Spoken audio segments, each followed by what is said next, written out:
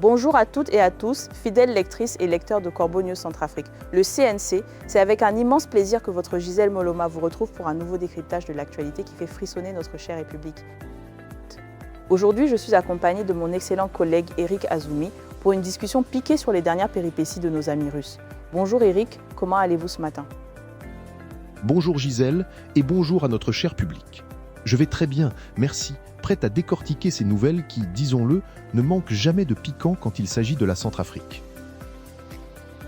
Et du piquant, il y en a, Eric. Alors dites-nous, qu'est-ce qui fait la une aujourd'hui sur le site du CNC? Eh bien Gisèle, l'actualité nous emmène du côté de Markounda, où une opération musclée des mercenaires russes a eu lieu. Il semblerait que Dido Ali, l'ancien chef d'état-major du MPC, et son adjoint aient été purement et simplement récupérés par ces forces étrangères avant d'être transférés, sous escorte, vers Bossangoa, dans la préfecture de l'Ouham. Une petite balade forcée en somme. Une balade forcée, vous dites, Eric? C'est le moins qu'on puisse dire. Notre article nous apprend que le commandement militaire de ces mercenaires russes a monté une action que personne n'attendait ce mercredi 17 juin 2026, toujours dans l'Ouham. Imaginez la scène, un détachement de 6 paramilitaires lourdement armés, tous sur une seule moto, fait irruption dans la zone de Markounda. Leur mission? Mettre la main sur les figures principales de cette faction dissidente du mouvement patriotique pour la Centrafrique. On croirait presque un mauvais film d'action, n'est-ce pas Eric? Un très mauvais film, Gisèle, surtout quand on pense aux conséquences.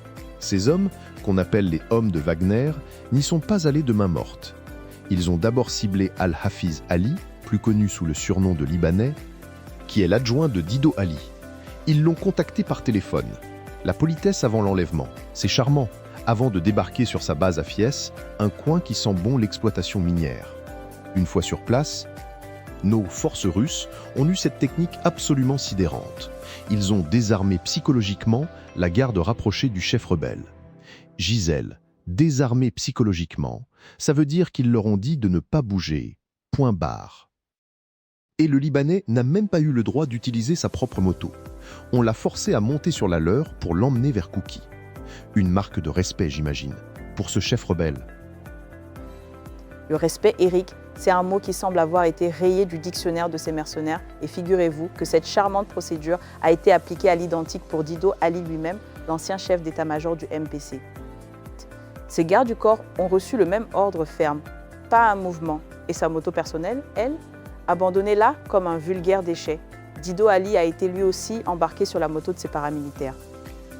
Et voilà nos deux responsables rebelles qui finissent leur course à Bossangoa, à une 60aine de kilomètres de Kouki.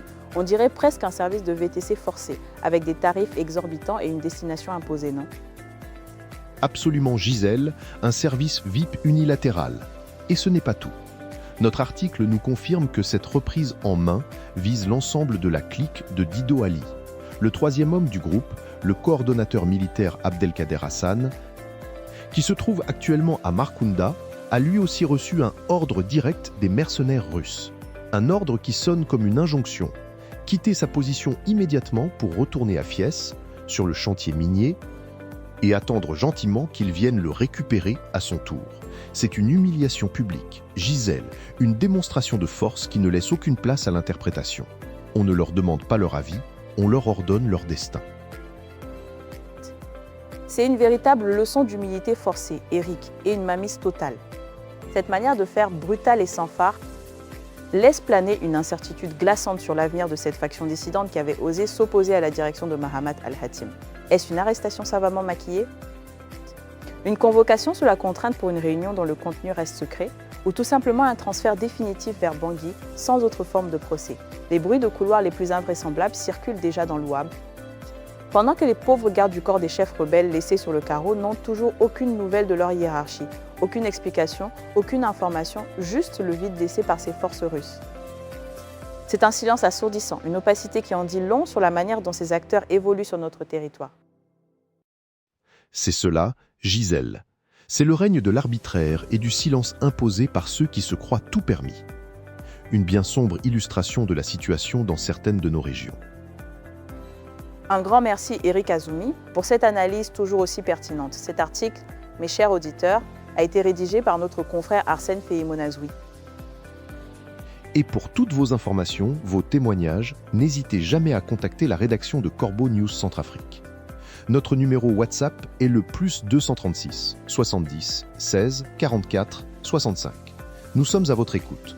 Merci de nous avoir suivis et à très bientôt sur le CNC.